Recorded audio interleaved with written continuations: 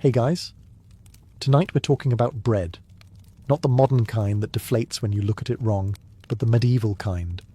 The bread so dense, so nutritious, and so brutally honest, it could double as a weapon and a meal. Now dim the lights, maybe turn on a fan for that cozy background hum, and let's slip into tonight's journey together. To understand why medieval bread was basically the Avengers of nutrition, you have to understand one simple truth. Medieval people did not eat bread. They entered long-term, committed relationships with it. Bread wasn't food. Bread was identity. If you travelled back in time and asked a medieval peasant, "What's your favourite meal?" they'd answer bread. If you asked, "What's your least favourite meal?" they'd say, "Bread, but older." This stuff made up as much as 70% of a peasant's calories. Today, that would be considered a cry for help. Back then, it was Tuesday. Breakfast, bread, lunch, more bread, dinner. Bread dipped in something vaguely liquid, possibly broth, possibly water that had simply given up. And dessert? A smaller piece of bread you pretended was special, but here's the twist. This wasn't sad. Medieval bread was actually good. Dense, filling, packed with nutrients, and heavy enough to qualify legally as a blunt weapon. A single loaf could power a farmer through ploughing fields, tending livestock, repairing roofs, walking 10 miles uphill in the snow, and defending the village from a man named Ulrich the sheep thief. Modern bread can barely power you through checking emails. Bread was universal. Peasants ate it. Nobles ate it. Monks ate it while pretending they weren't thinking about ale. Even soldiers carried hardtack, a form of bread so durable it could survive a war, a flood, and probably a small meteor strike. Of course, not all bread was created equal. Nobles enjoyed soft, fluffy white loaves that were basically medieval croissants. Peasants, on the other hand, ate bread so dense it violated several laws of physics. But regardless of texture, from angelic cloud to compressed misery, bread was everywhere. The wildest part? Medieval people accidentally created a superfood. They didn't have nutritionists, dietitians, or wellness influencers telling them about gut health. Their priorities were simple. Will this keep me alive? Will this survive winter? Can I eat this without my family questioning my judgment? Bread answered yes to all three. It was easy to store, easy to transport, hard to mess up, and nearly impossible to poison yourself with. A rare accomplishment in medieval cuisine. Compared to the alternative medieval menu, spoiled meat, vegetables that only grew once a year, and water that might murder you, bread was the dependable friend everyone clung to. It wasn't just food. It was survival. It was strategy. It was medieval life, baked into a loaf. To understand why medieval bread acted like a nutritional cheat code, you need to look at the flour. Because medieval flour wasn't the soft, pale, fluffy powder you find in modern grocery stores. The stuff's so over-processed, it practically files your taxes for you. No. Medieval flour was stone-ground, rugged, unfiltered, and nutritionally aggressive. It didn't just sit in your bread, it participated. Stone grinding meant that everything in the grain was pulverized together. The bran, the germ, the endosperm, the minerals, and anything else the millstone felt like including. The result was a flour so full of vitamins, fibre, and natural oils that modern dietitians would weep tears of joy, while modern influencers would immediately try to turn it into an overpriced detox cleanse. Compared to medieval flour, modern flour is, well, sad. Modern flour is stripped, bleached, enriched, and then treated like it needs witness protection. After removing almost everything nutritious, companies add back synthetic vitamins and proudly announce it's fortified. That's like burning down your house and then bragging that you installed a new doorknob. Medieval flour, on the other hand, was whole in every sense of the word. Because stone mills don't discriminate, they grind everything whether it likes it or not. This meant medieval bread contained fibre for digestion, iron for strength, magnesium for muscle function, zinc for immunity, healthy fats for energy, and tiny pieces of rock dust for character. Yes, technically, medieval people ate trace amounts of stone, but that just meant their bread came with bonus minerals and a mild crunchy surprise. That's what you call value, and because it was whole grain, medieval bread actually filled you up. Not filled you up until your next craving hits. No, this was filled you up until the sun sets and your neighbour borrows your ox kind of full. Peasants could work long days because their bread was giving them real sustained energy, not the sugar-fueled emotional roller coaster modern bread sends you on. Stone-ground flour also had flavour. Deep, earthy, nutty, ancient flavour. The kind of flavour that whispers, "I existed before your country did." Modern flour tastes like disappointment by comparison. So yes, medieval flour was coarse, it was gritty, it was strong enough to make your jaw muscles file a complaint. But it was real, it was nutritious, and it was one of the reasons medieval bread could rightfully flex on your modern loaf. If you've ever eaten modern bread and felt like it immediately filed a noise complaint inside your intestines, don't worry. The problem isn't you, it's the wheat. Modern wheat has been bred, crossbred, hybridized, genetically encouraged, and aggressively coached like a grain athlete preparing for the Olympics. It grows fast, grows big, and basically screams, "Look how fluffy I can be." Meanwhile, your gut is sitting there asking, "Who is this stranger and why is he inside me?" Medieval people didn't deal with this nonsense. Their wheat wasn't a Frankengrain created in a laboratory of agricultural ambition. It was ancient, calm, respectful, the kind of grain that sits quietly in the corner, minds its own business, and doesn't try to gaslight your digestive system. Einkorn spelt Emma. These were the medieval MVPs. Grains so old and wholesome, they probably addressed you as "my child." Ancient grains had lower gluten, more nutrients, and fewer surprises. They didn't puff up dramatically or behave unpredictably. They were steady, reliable, like the medieval equivalent of that one friend who always shows up on time and never brings emotional chaos.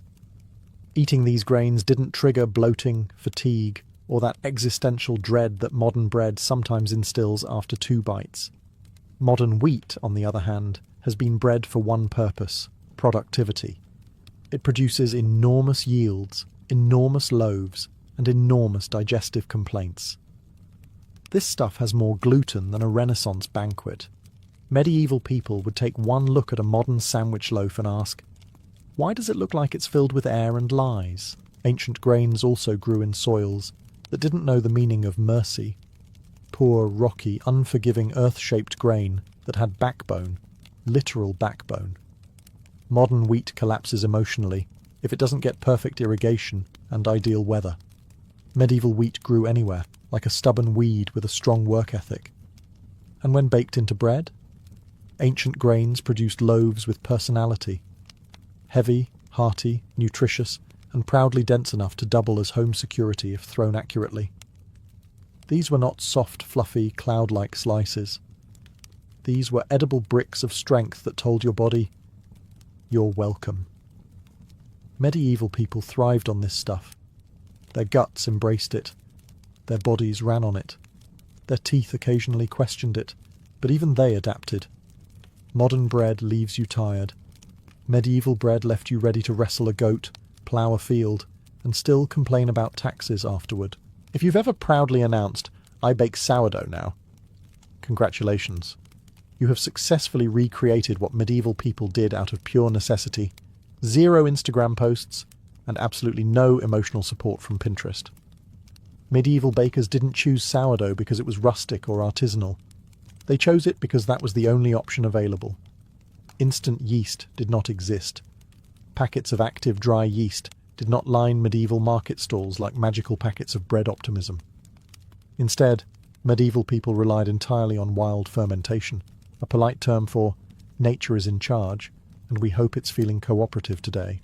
Inside every medieval starter lived a microscopic party of wild yeasts and lactic acid bacteria, the original probiotics long before supplement companies convinced people to swallow yogurt-flavoured capsules at 9 in the morning.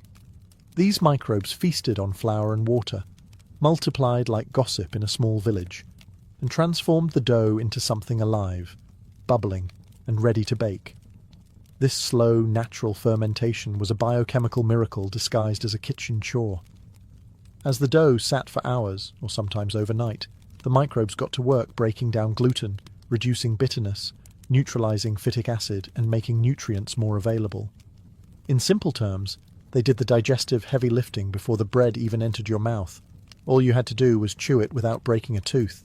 Compare that to modern bread, which often rises in a rushed 45 minutes, pumped full of yeast strains that work faster than a medieval tax collector. There's no relaxation, no microbial spa treatment, no friendly bacteria helping out. Just speed, convenience, and the inevitable digestive consequences of doing everything too quickly, like fast food with a psychology degree. Medieval sourdough wasn't just easier on the stomach, it was actively good for it. The bacteria created lactic acid, which gave the bread a slight tang and helped preserve it naturally. That means medieval loaves didn't mould in a day like modern supermarket bread, which goes stale faster than a political promise. Even better, this fermentation process created bread with a rich, complex flavour, earthy, tangy, slightly sour, and deeply satisfying, like the bread equivalent of a wise old monk who tells good stories and occasionally steals wine. Wild fermentation also meant every village had its own unique bread flavour, shaped by local microbes. Your bread literally tasted like your hometown. Medieval people didn't know what probiotics were, but they ate them daily without needing colourful packaging or a commercial narrated by a woman doing yoga. Their bread was alive, and their gut was grateful. If you've ever eaten modern bread and wondered, why does my stomach feel like it's reenacting a medieval siege? The answer is simple. Modern dough barely has time to wake up before it's shoved into the oven.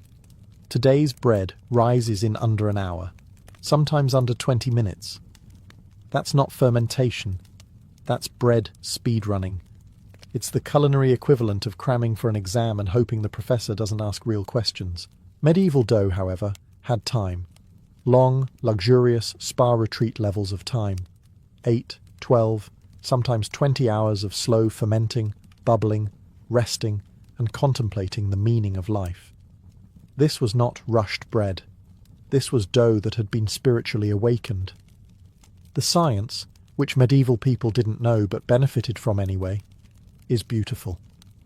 During long fermentation, natural enzymes and friendly bacteria break down gluten into smaller components. They also digest problematic sugars like fructans that modern guts absolutely despise. Phytic acid, the anti-nutrient that blocks mineral absorption, gets neutralized.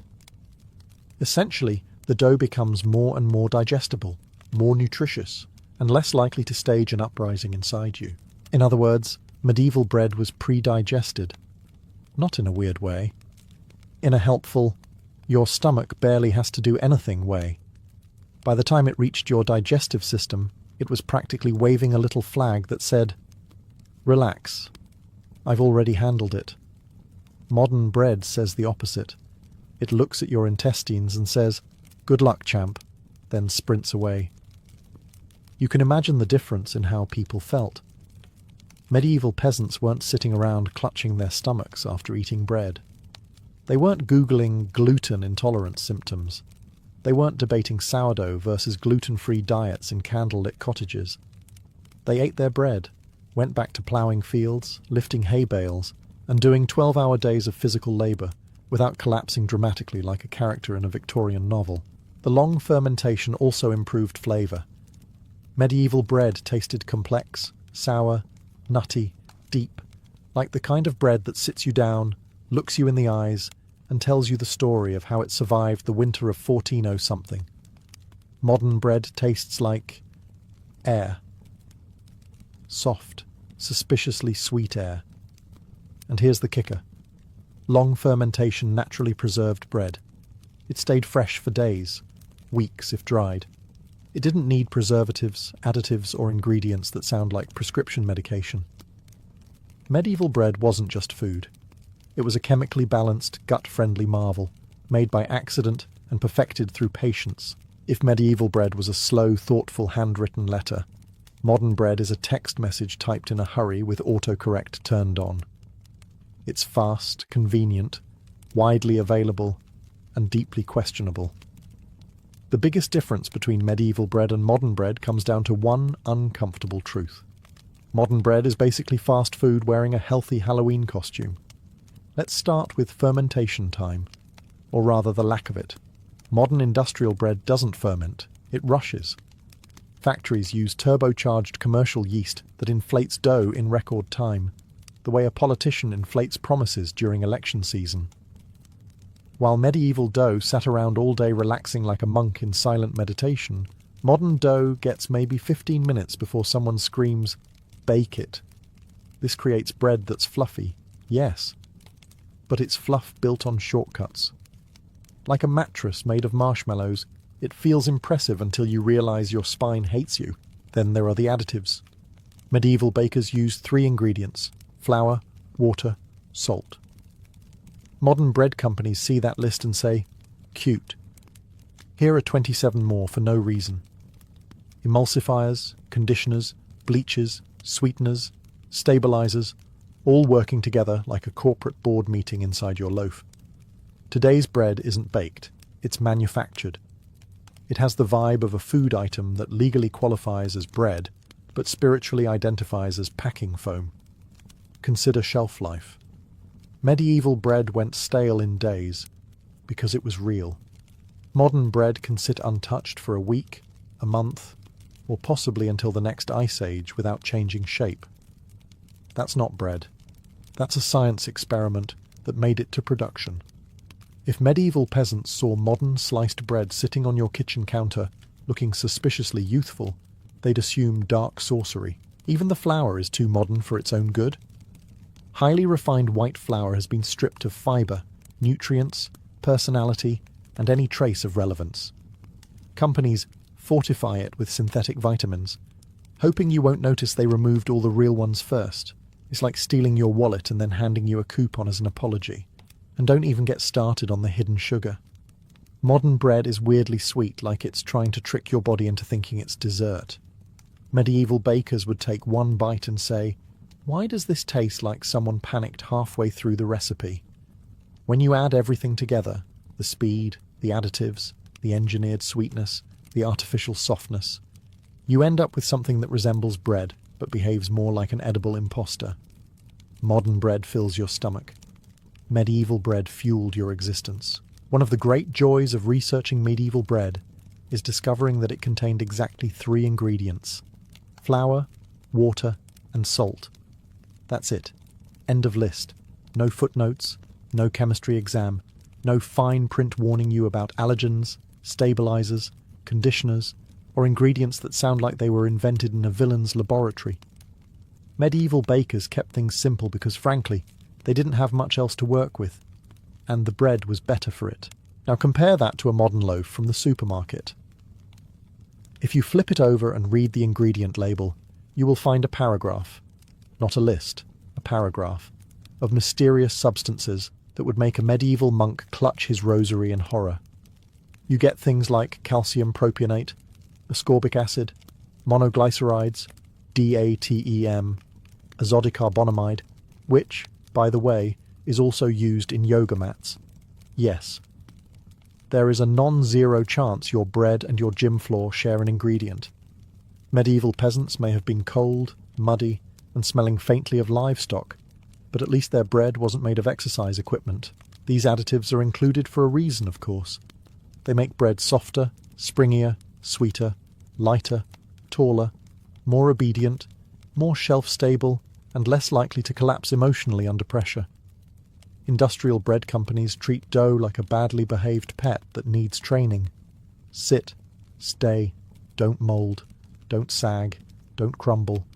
Also, be fluffy. And then they're surprised when your digestive system quits its job. Medieval dough didn't get pampered with conditioners or preservatives. It rose naturally, shaped itself humbly, baked honestly, and went stale like a respectable food should. There's something suspicious about a loaf that refuses to age. Medieval people would look at a 2-week-old fresh modern loaf and immediately suspect demonic involvement. And then there's the bleaching. Modern bread flour is often whitened chemically because apparently people lost the psychological ability to eat beige food. Medieval bakers would stare at modern white bread the same way you stare at a cat wearing a little sweater, confused, slightly disturbed, and unsure who allowed this. It's not just the ingredients, it's the philosophy. Medieval bread was food. Modern bread is a product. One nourished entire populations. The other tries very hard to imitate bread while containing as little real bread as legally possible. Your modern loaf isn't trying to poison you. It's just built for appearance, convenience, and shelf life, not human biology. Medieval bread didn't have ingredients you couldn't pronounce.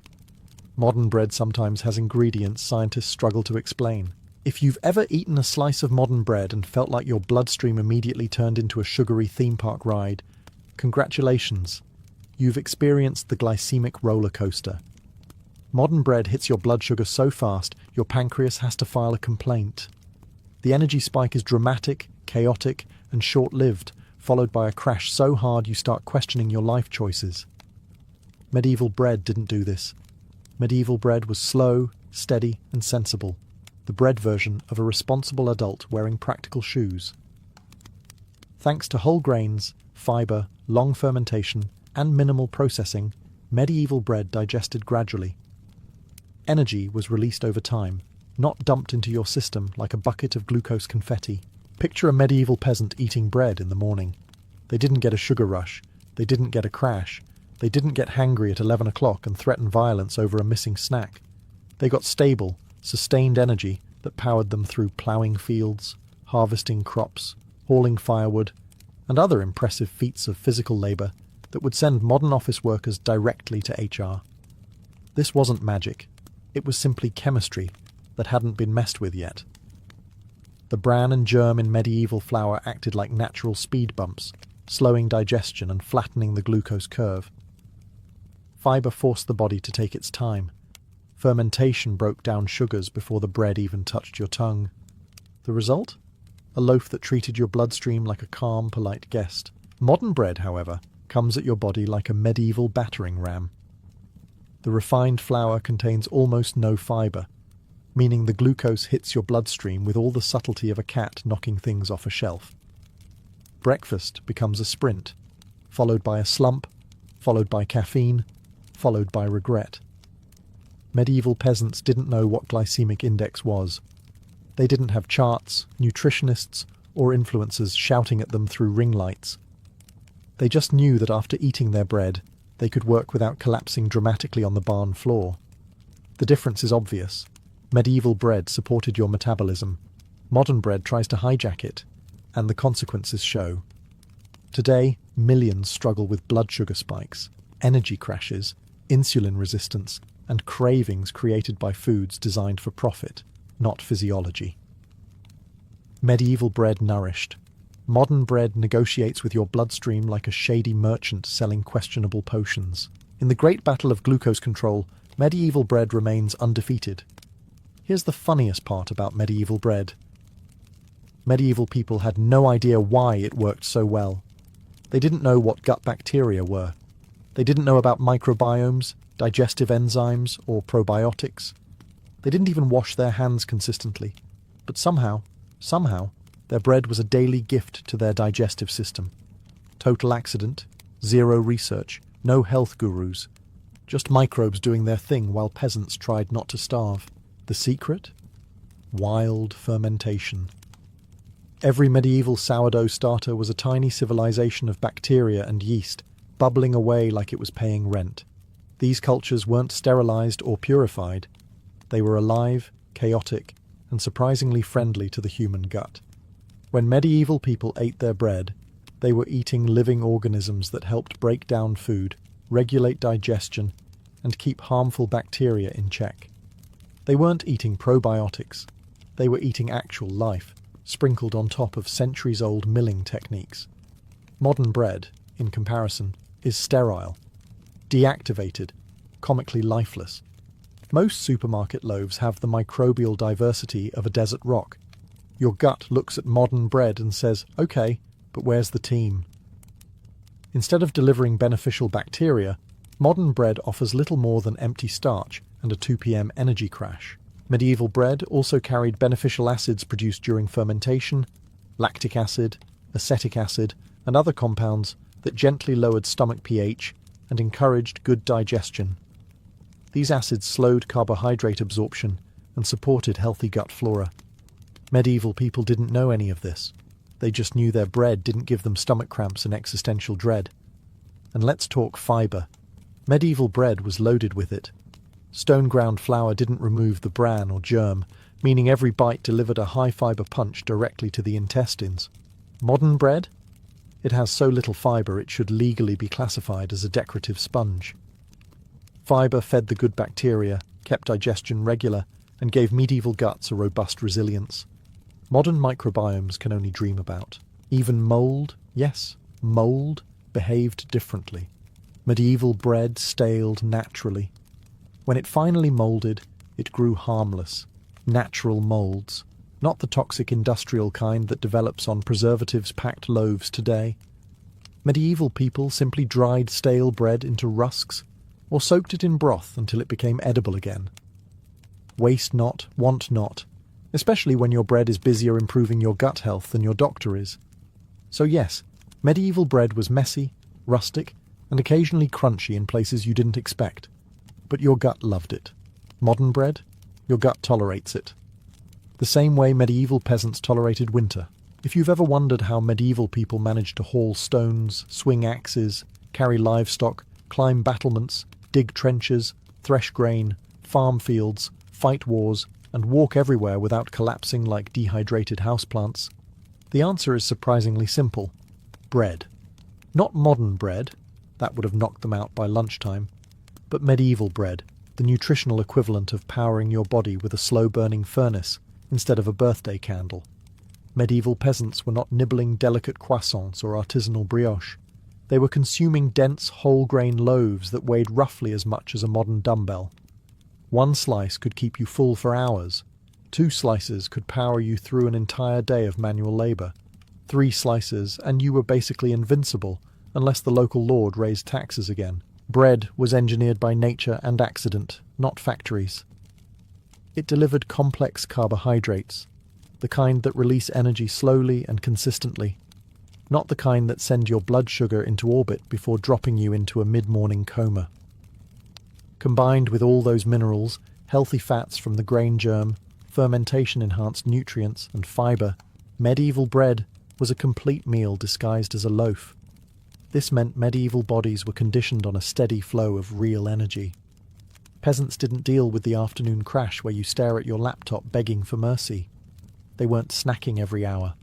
They weren't craving pastries or frappuccinos or anything sprinkled with cinnamon and regret. Their diet kept them moving because it was designed, unintentionally, for endurance. Even monks, who spent large parts of the day in quiet contemplation, or napping, depending on the monastery, ate bread as a core sustenance. Monastic bread could be shockingly austere, but it still packed enough nutrients to sustain long hours of prayer, writing, gardening, and illuminating manuscripts with angels who looked suspiciously disappointed. Soldiers, meanwhile, lived practically on bread. Armies marched on loaves that provided the caloric density needed to walk 30 miles in armour while carrying weapons heavy enough to ruin your posture for the rest of your life.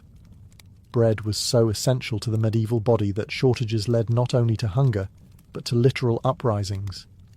If you think modern people get cranky without carbs, medieval people started revolutions. It wasn't just food, it was physical fuel. It built muscle, restored energy, and kept people alive when winters were cruel and protein was rare. Medieval bread didn't pamper you, it prepared you. Modern bread makes you tired. Medieval bread made you dangerous. Bread may have been the star of the medieval menu, but it didn't perform alone. It had a supporting cast, a humble, sometimes questionable, but surprisingly effective ensemble that turned bread from basic carbohydrate into nutritional powerhouse.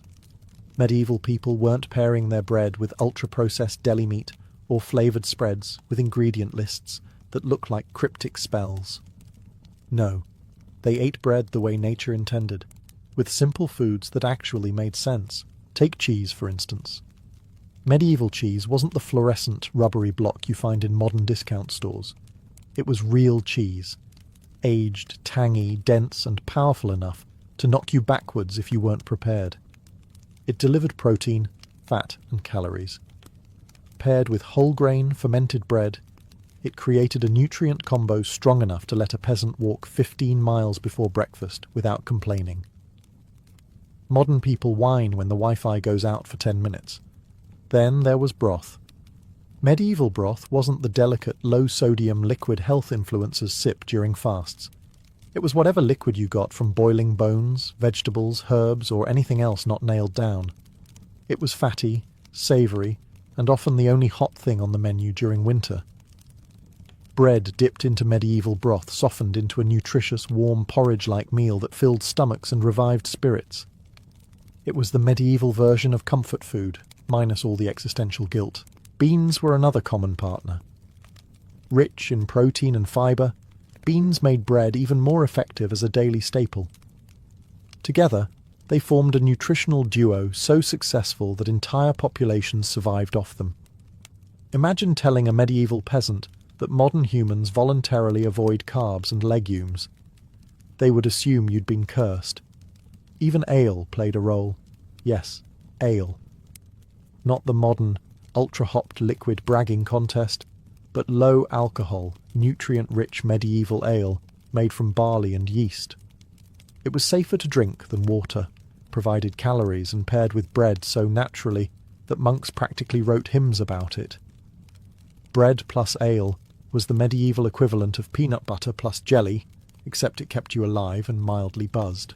And let's not forget onions, herbs, and whatever seasonal vegetables managed to survive the climate. These simple additions created a balanced diet that complemented bread's strengths. Nothing flashy, nothing artificial, just honest food doing honest work. Medieval bread thrived because it wasn't fighting against processed meats, sugary spreads, or preservatives. It was part of a system, a simple, unprocessed, beautifully accidental nutritional symphony. Bread wasn't a lonely hero, it was the leader of a well-trained medieval food squad. One of the biggest reasons medieval bread was so good, nutritionally, digestively, spiritually, is that making it was an absolute ordeal. Nothing in medieval baking was quick, easy, convenient, or designed for people who valued free time. There were no bread machines, no stand mixers, no pre-milled flour in cute paper bags. Bread was a process, a lifestyle, a commitment rivaled only by marriage and seasonal plague survival. First, you had to mill the grain. This meant dragging sacks of wheat to a mill that was usually owned by a lord who charged you for the privilege of using his millstones. Stones that were older than civilization and probably haunted. Milling wasn't optional. You couldn't cheat. If you tried to grind grain at home, the lord would fine you, scold you, or send someone to confiscate your quernstone like a medieval repo man. So peasants trudged to the mill, waited in line, paid their fee, and watched as the grain turned into coarse, nutritious flour whether it wanted to or not.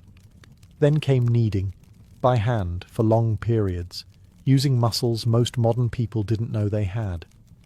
Medieval dough wasn't soft or gentle, it fought back. Making bread was essentially arm day at the gym, except the gym didn't exist and your only reward was not starving. Next, you had to tend the sourdough starter. This living, bubbling creature demanded constant attention. Feed it, stir it, whisper encouragement, accidentally neglect it for a week, and it turned into something that could legally be classified as an enemy. But when treated correctly, it rewarded bakers with beautifully fermented dough that tasted like ancient wisdom and mild acidity. After mixing came the long fermentation, hours and hours of waiting, while the dough slowly transformed. Modern people call this slow living. Medieval people called it, well, we don't have a choice. And finally, the baking. Heating an oven with actual firewood, scraping embers aside, placing the dough carefully on the hot stones, praying it didn't burn, collapse, or get stolen by a dog. All this effort meant something important. No one cut corners. Not because they were morally superior, but because shortcuts didn't exist. Every step, from milling to kneading to fermenting to baking, created bread that was dense, flavourful, mineral-rich, and naturally probiotic. Modern bread is fast because it can be. Medieval bread was exceptional because it had to be. When your survival depends on a loaf, you tend to make it properly. If medieval bread feels like a superfood, and modern bread feels like a digestive prank, the real culprit is the wheat itself. Today's wheat is not the charming, wholesome, slightly awkward grain your ancestors knew. No, modern wheat is the overachiever of the agricultural world, selectively bred to be taller, faster, stronger, fluffier, and dramatically more clingy in the gluten department. It's wheat on performance enhancers, and your gut is the one paying the price. Ancient wheat varieties like einkorn, spelt, and emmer had simple personalities. They grew modestly. They behaved predictably. They didn't try to dominate every field like botanical tyrants. Their gluten structure was mild and manageable, strong enough to make bread rise, but not so aggressive that your intestines needed therapy afterward. Medieval farmers planted these grains because that's what the earth allowed. They weren't obsessed with yield or efficiency. They were just trying not to starve. Enter modern wheat. Over the last century, scientists, with good intentions to be fair, engineered wheat that could survive harsh climates, produce enormous quantities, resist pests, and create soft, fluffy loaves that make consumers emotional. In doing so, they unintentionally created a grain that is practically a stranger to the human digestive system. Modern wheat contains significantly more gluten than medieval varieties because gluten makes bread soft, stretchy, and Instagrammable. Unfortunately, it also makes many stomachs angry, confused, or both. But gluten isn't the only issue. Modern wheat has fewer micronutrients because industrial farming strips the soil of minerals faster than medieval peasants stripped fields of weeds. The grain grows faster but absorbs less. It looks impressive, but like many things that look impressive, it's nutritionally shy. Medieval wheat might have been smaller and scrappier, but it packed a genuine mineral punch. Modern milling makes things worse. Even if wheat starts with nutrients, most are removed during refinement. Then companies sprinkle synthetic vitamins back in and proudly call the flour enriched, as though that cancels out the crime scene. When medieval people ate bread, their bodies recognized it instantly. Ah yes, the gut said, food. When you eat modern bread, your gut reacts like it just received an unexpected email. Suspicious, stressed, and already regretting opening it. Modern wheat is not evil. It's just too modern for its own good. It was designed for mass production, not human physiology. Medieval wheat was designed by nature, chance, and 1,000 years of farmers who had no idea they were growing the perfect carb. Your ancestors didn't avoid gluten. Gluten avoided them. One of the biggest differences between medieval bread and modern bread is simple. Medieval bread knew where it came from. It had roots, a personality, a sense of place. Modern bread has a distribution centre. Medieval bread was a village product, shaped by local soil, weather, grain variety, fermentation style, oven type, and the general mood of the baker that day. Modern bread is shaped by conveyor belts and corporate efficiency metrics. Let's start with seasonality. Medieval people didn't bake with whatever is in stock. Their bread depended entirely on the harvest cycle. Wheat came in once a year, and if the crop failed, congratulations. You were eating rye, oats, barley, or whatever grain hadn't offended the weather gods. This meant medieval bread reflected the land's natural rhythm. It wasn't consistent, but it was real. Each loaf was a tiny autobiography of that year's soil conditions. Rainy spring, mild summer, slightly chaotic harvest. Because grain was precious, nothing travelled far. Flour didn't come from across the country. It came from fields a few miles away, fields you could point to, complain about, and occasionally curse when the yield looked disappointing. Your bread wasn't built from anonymous, industrially blended wheat designed to create identical loaves from Delhi to Detroit. It tasted like your region because it was your region. Then there's honesty. Medieval bread didn't pretend to be something it wasn't. If it was dense, it owned it. If it was sour, it embraced it. If it had a crack running down the centre because the oven was slightly too hot, no one panicked or launched a rebranding campaign. There were no preservatives, no conditioners, no ingredients that sounded like pharmaceutical disclaimers. If bread went stale, that was normal. If mould grew, it wasn't neon green or suspiciously fluffy. It was regular, boring mould, the kind that medieval people simply scraped off or turned into trenchers or ale-soaked mush. Waste? Unthinkable. Modern bread, by contrast, is built for longevity, uniformity, softness, and emotional manipulation. It's designed to survive shipping, storage, marketing, and customer expectations. It must be fluffy, compliant, and morally unproblematic for an unnaturally long time. To achieve this, modern bread is fortified, stabilized, bleached, sweetened, and digitally packaged until it barely resembles its ancestors. But medieval bread? It was transparent, local, seasonal, honest. It lived and died within the rhythm of the village, and your body understood that. It recognized the microbes, the minerals, the grain varieties, all of it. Medieval bread didn't need to be perfect. It just needed to be real. In the end, the difference between medieval bread and modern bread comes down to one brutal truth.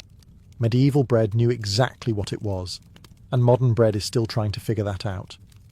Medieval bread was simple, direct, honest.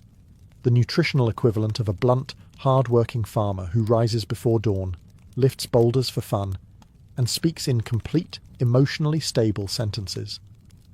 Modern bread, meanwhile, is like a confused intern who keeps adding unnecessary ingredients to prove it belongs in the meeting. Medieval bread nourished entire populations. It wasn't glamorous. It wasn't soft. It didn't arrive in cheerful plastic packaging with health claims printed in bright fonts. It just fed people, efficiently, thoroughly, and without triggering gastrointestinal fireworks. Every ingredient worked with the body. Whole grains, natural enzymes, wild microbes, long fermentation, and mineral-rich flour gave medieval guts exactly what they needed, even if nobody understood the science behind it. Modern bread, on the other hand, has become a master of disguise. It looks friendly. It smells comforting. It slices beautifully. But inside, it contains refined flours stripped of nutrients, additives designed to keep loaves soft longer than medieval kingdoms lasted, and gluten structures engineered for volume rather than digestion. Your stomach tastes the loaf, pauses politely, then whispers, "What? What exactly am I supposed to do with this?" Medieval peasants never asked whether bread was good for them. They didn't worry about insulin spikes. They didn't debate gluten sensitivity. They didn't need TikTok nutritionists shouting advice at them through ring lights. Bread worked so well that they based their entire diet on it. Bread kept them strong enough to farm, build, carry, fight, and survive winters that would make modern humans curl into a ball on the kitchen floor. Modern bread, meanwhile, frequently makes people bloated, tired, foggy, or irritable, as if the loaf is personally offended you chose to eat it. Medieval bread was a partner in survival. Modern bread behaves more like a well-meaning but deeply incompetent roommate. This doesn't mean bread has betrayed us entirely. Real sourdough, whole grains, and traditional milling can still create loaves that resemble their medieval ancestors, nutritious, digestible, flavorful, and free from yoga mat ingredients. The knowledge hasn't vanished. It's just been buried under convenience and industrial shortcuts. The truth is simple. Medieval bread wasn't a superfood because they intended it to be. It was a superfood because it was real. No shortcuts, no preservatives, no existential confusion, just grain, water, salt, and 1,000 years of tradition holding everything together. Cleopatra VII did not arrive into a peaceful kingdom that welcomed her with trumpets and lotus petals. She was born in 69 BCE into the notoriously dysfunctional Ptolemaic dynasty, a royal family so famous for infighting that the safest place to be was probably outside the palace. Her father, Ptolemy XII, known to his critics as the flute player, because apparently ruling Egypt was not dramatic enough without adding musical hobbies, spent more time bankrupting Egypt than governing it. And yet, he adored Greek culture, distrusted nearly everyone, and owed so much money to Rome that he might as well have placed a for sale sign on the Great Library. From the moment she could walk, Cleopatra grew up surrounded by marble halls that echoed with secrets, half-whispered betrayals, and diplomatic panic. Alexandria, her home, was dazzling. The lighthouse towered over the harbour, scholars argued inside the library, and merchants from Africa, Greece, and the Near East filled the streets with colour and noise.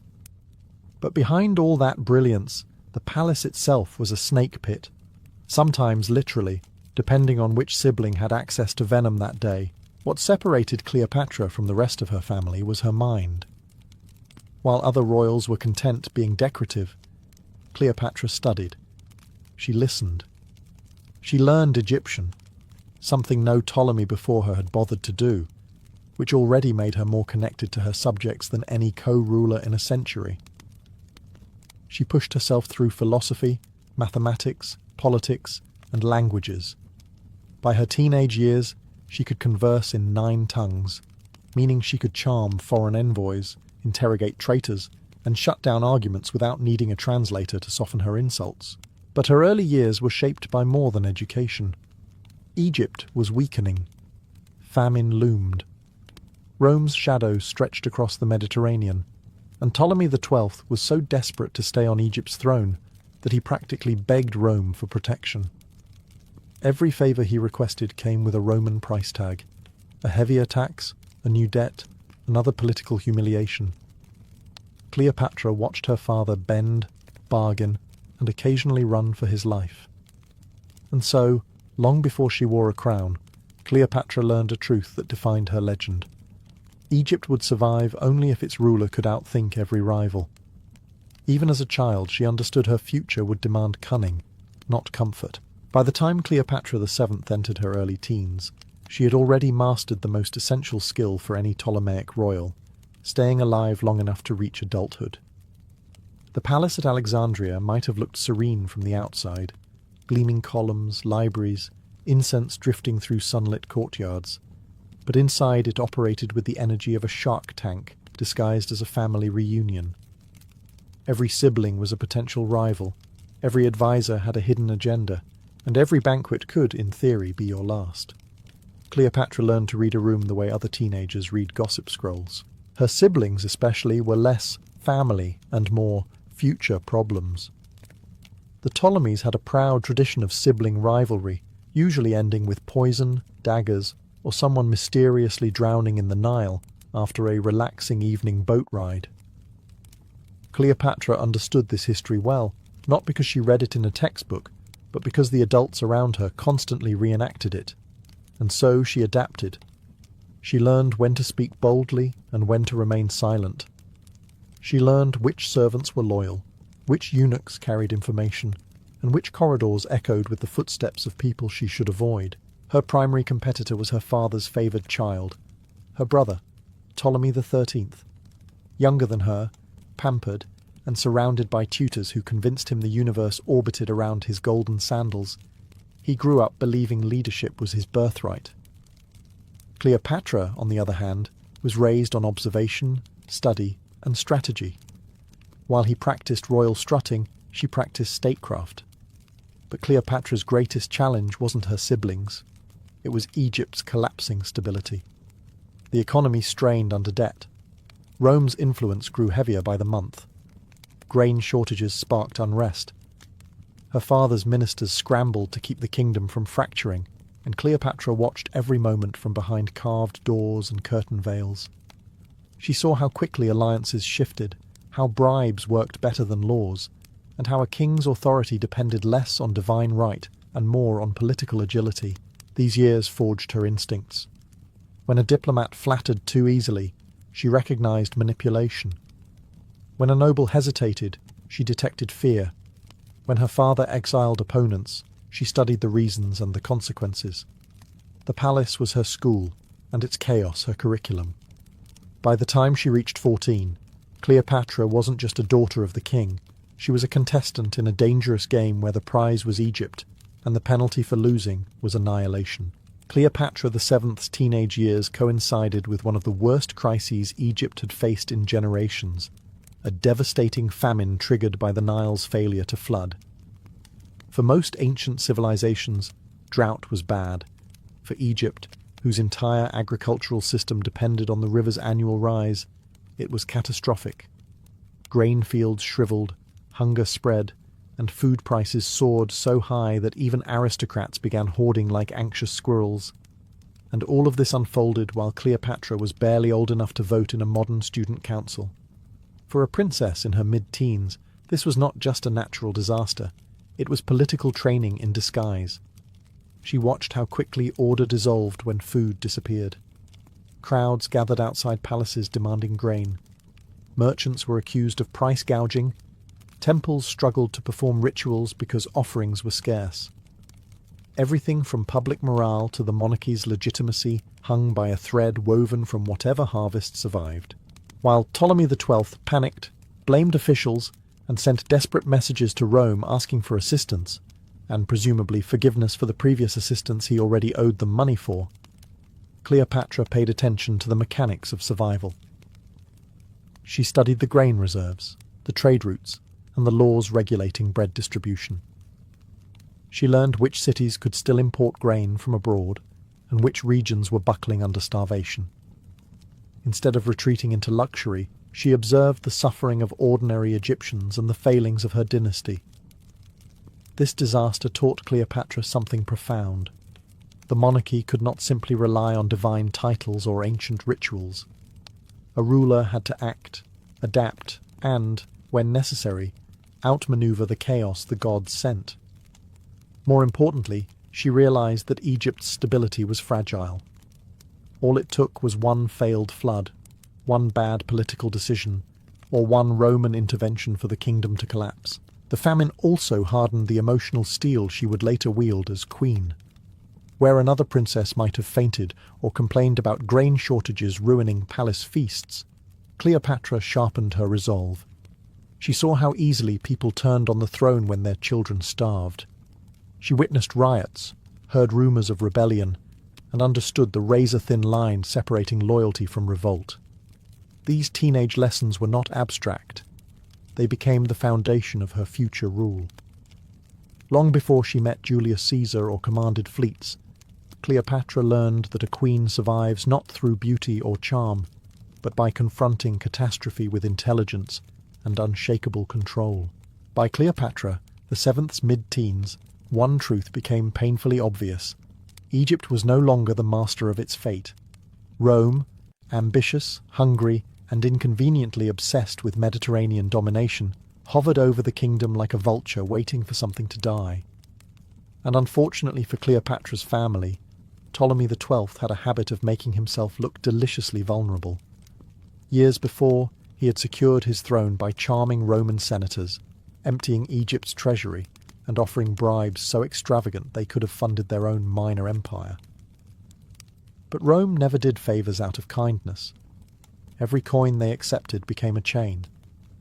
By Cleopatra's teenage years, those chains were tight. Roman tax collectors roamed Egyptian ports. Roman envoys strutted through the palace with the confidence of men who believed they owned the place. Even Rome's internal politics affected Alexandria, as if Egypt were an extension of the Senate's lunchroom drama. Cleopatra watched this carefully. She memorized which Roman families held influence, which generals commanded loyalty, and which political factions were rising or collapsing. Her intelligence was her greatest asset, and unlike her father, she understood that Rome's power was not something you begged. It was something you negotiated.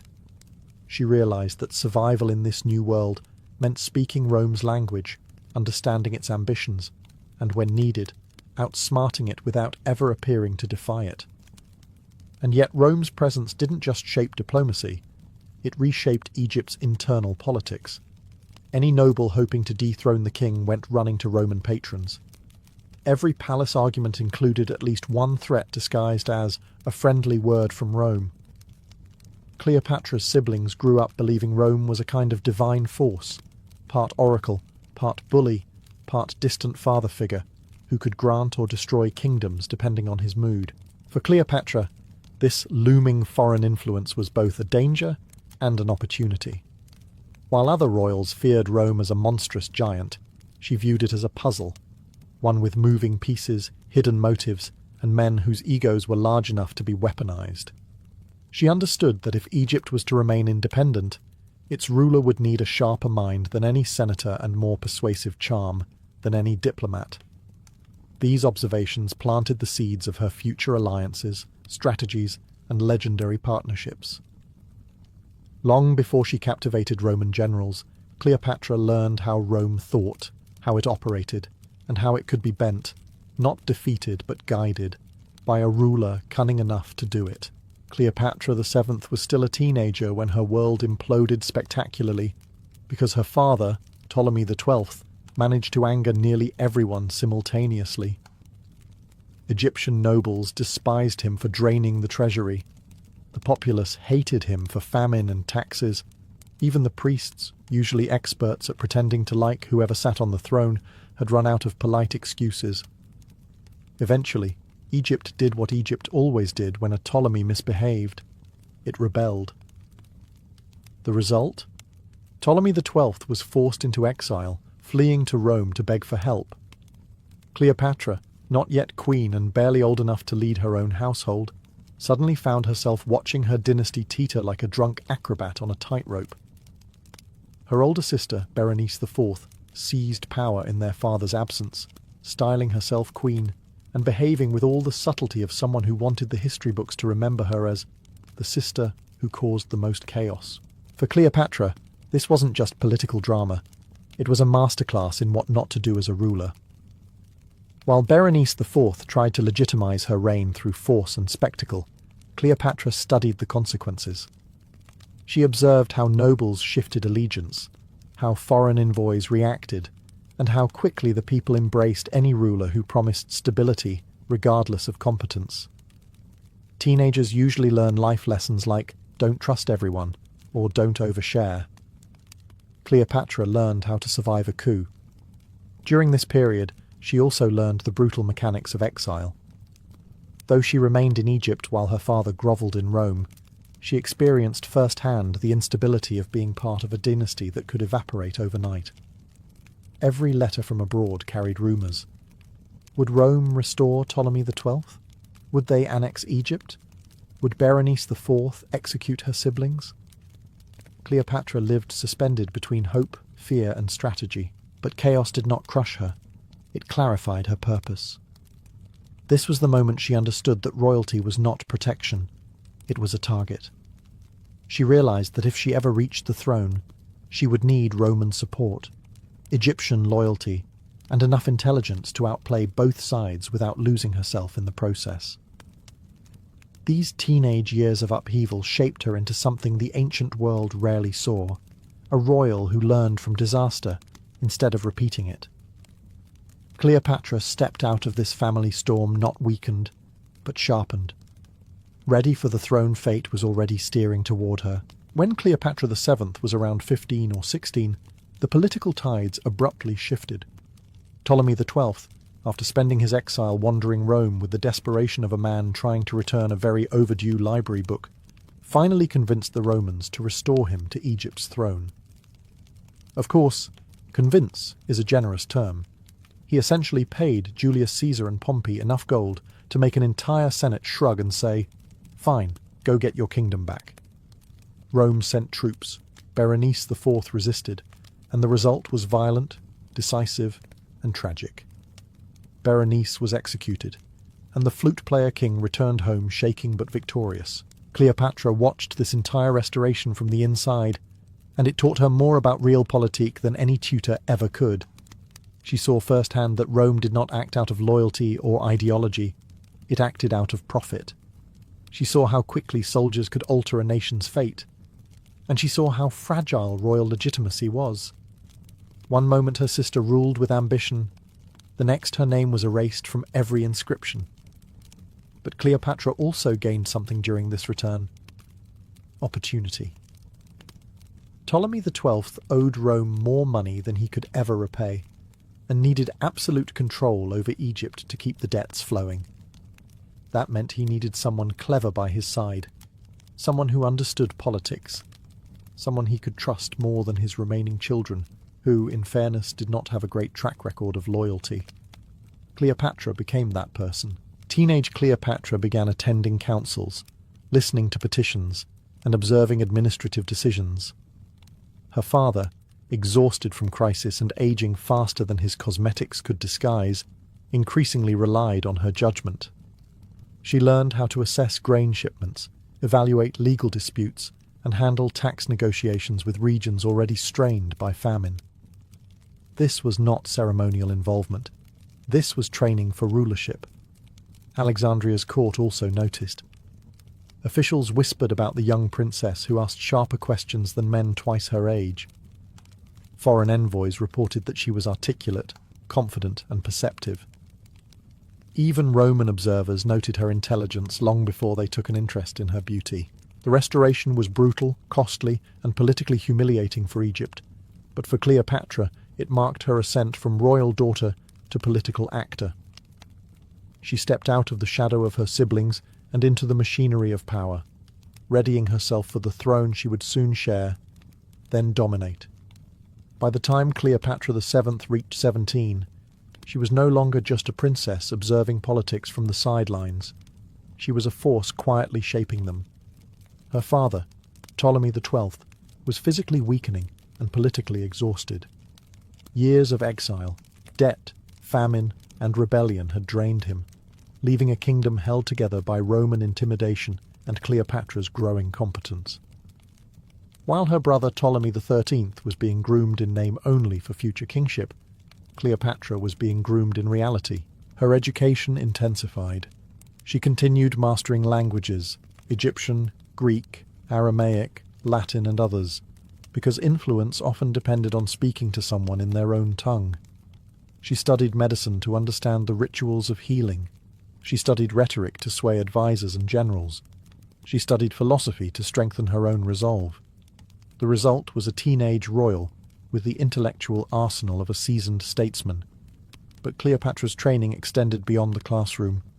She accompanied tax inspectors, observed legal hearings, and met foreign envoys. She learned how to greet Nubian diplomats with warmth, Syrian governors with courtesy, and Roman envoys with tactical flattery. Her presence alone signaled stability, something Egypt desperately needed. Meanwhile, the court around her simmered with tension. Every noble sensed that Ptolemy XII would not live many more years. Ambitious ministers whispered about which child would succeed him. Cleopatra felt the pressure too. She knew her brother's advisors, especially the scheming eunuch Pothinus, were already maneuvering to control him once he became king. She also understood that Rome expected Egypt to be ruled by someone compliant, indebted, and easy to manipulate. Cleopatra was none of those things, so she prepared. She forged alliances with priests, knowing their support gave legitimacy. She solidified relationships with key generals, offering them trust where her father had offered suspicion. She studied Egypt's economy so thoroughly that she could predict which provinces would rebel under tax pressure. And she took careful note of popular opinion, understanding that people who had lived through famine and political turmoil longed for a ruler who seemed competent and decisive. Her late teenage years became a crucible. Every crisis she witnessed carved away weakness. Every diplomatic conversation sharpened her instincts. Every glimpse of palace scheming reminded her that survival depended on staying 3 moves ahead. By 17, Cleopatra was no longer just preparing for the throne, she was preparing to defend it. Because once her father died, she knew the real struggle would begin.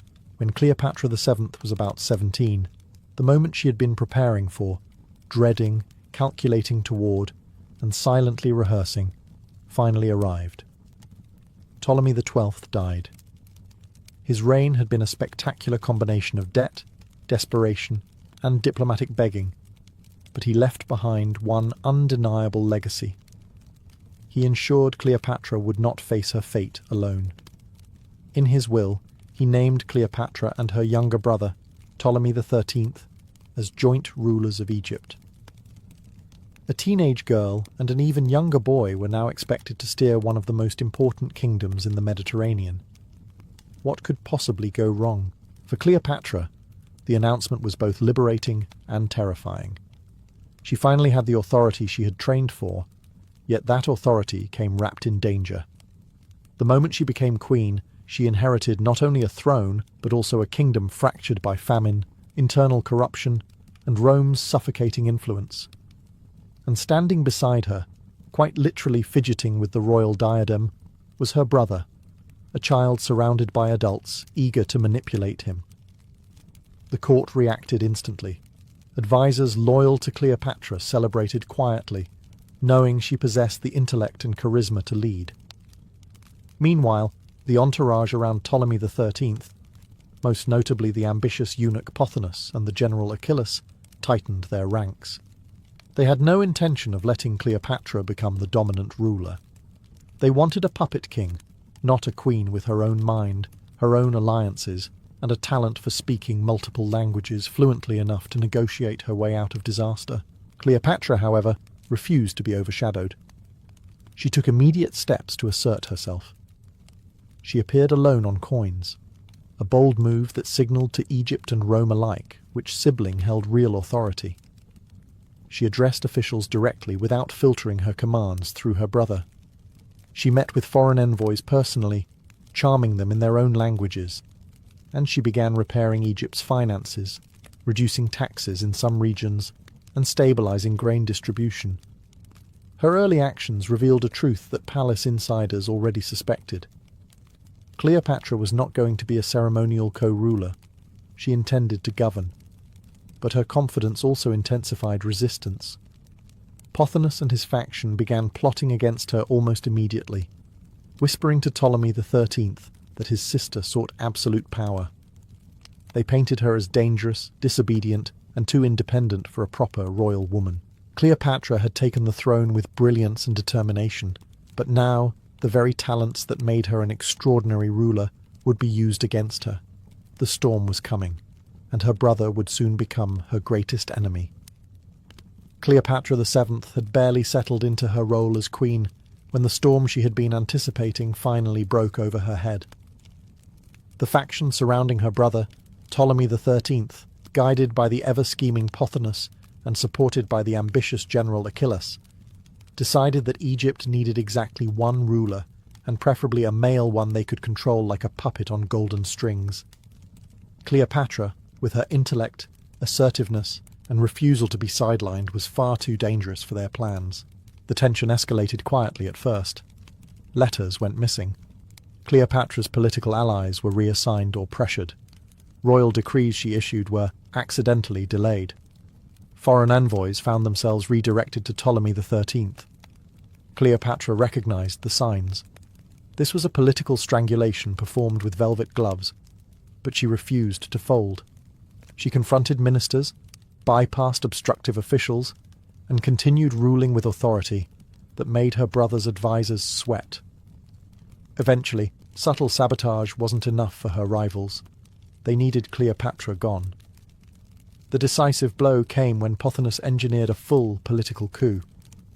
Cleopatra, still a teenager but already too formidable to kill without risking public outrage, was pushed out of Alexandria. Surrounded by enemies, deprived of her administrative powers, and practically escorted to the edge of her own kingdom, she faced a choice: flee and vanish like countless dethroned royals before her, or fight. Cleopatra chose to fight. She slipped out of the capital with a small group of loyal supporters and travelled east into the deserts near Pelusium. There, she began gathering an army. Even in exile, she wielded charisma like a weapon. Tribal leaders, mercenaries, and regional governors pledged support. She secured funds, supplies, and political connections. She planned not just a return, but a triumphant one. Yet Cleopatra's teenage exile was more than a logistical challenge. It was the moment she understood what kind of ruler she would have to become. Not merely intelligent, not merely diplomatic. She would need to be bold enough to defy her own family, clever enough to outmaneuver Rome, and resilient enough to rise from any downfall. Her teenage years ended not with a coronation, but with a rebellion in her name, and a gamble that would change the world.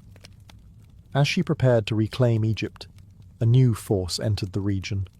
Julius Caesar, and Cleopatra, now hardened by betrayal and sharpened by exile, was ready to meet him, not as a victim, but as a queen destined for legend. The Library of Alexandria did not emerge from modest ambitions or gentle curiosity.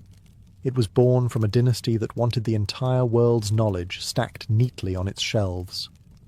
When the early Ptolemies forged their capital on Egypt's Mediterranean coast, they envisioned a city that would eclipse Athens, Babylon, and every other intellectual centre in history. They weren't interested in being one of the great powers. They intended to become the gravitational centre of human thought. And so, at the heart of this glittering new metropolis, they built the library. But library hardly does it justice. This was not a quiet room with scrolls gathering dust. It was a colossal machine for absorbing wisdom. The Ptolemies ordered that every ship entering Alexandria's harbour be searched, and any scrolls found, philosophy, poetry, mathematics, medicine, engineering, were taken to the library. The originals were kept.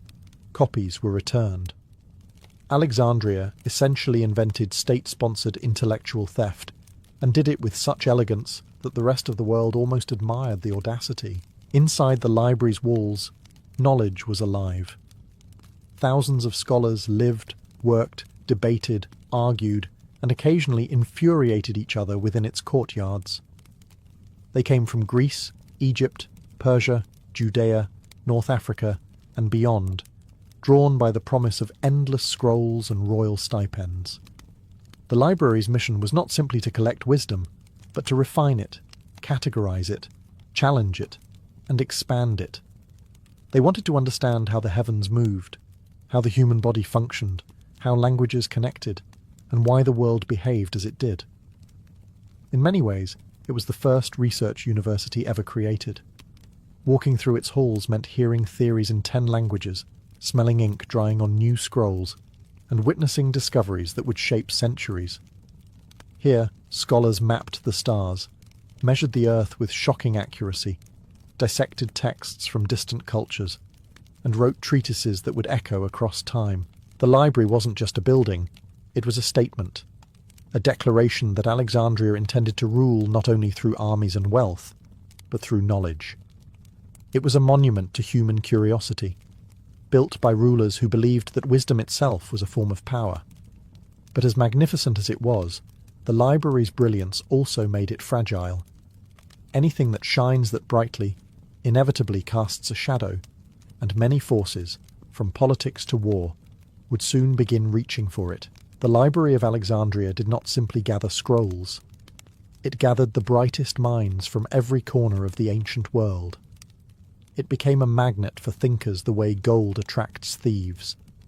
Anyone with a reputation for brilliance, poets, mathematicians, astronomers, physicians, linguists, found their way to Alexandria sooner or later, drawn by the promise of royal patronage and limitless intellectual playgrounds.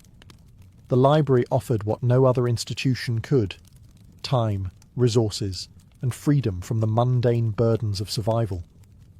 Scholars here were fed, housed, and paid to think. Imagine the energy inside those walls. Arguments shattered the silence like thunder. One hallway echoed with debates about the nature of the cosmos, another with discussions on anatomy or the structure of poetry. It was chaotic, competitive, and occasionally petty, because when you place hundreds of geniuses in one location, someone's ego is guaranteed to combust. But the tension was productive. It pushed ideas forward. Zeno's students philosophized under shaded colonnades. Physicians dissected animals to understand the human body. Linguists compared scripts brought from distant kingdoms. Astronomers charted the paths of wandering stars. Mathematicians scribbled equations on wax tablets, occasionally discovering formulas that would haunt and inspire classrooms for thousands of years.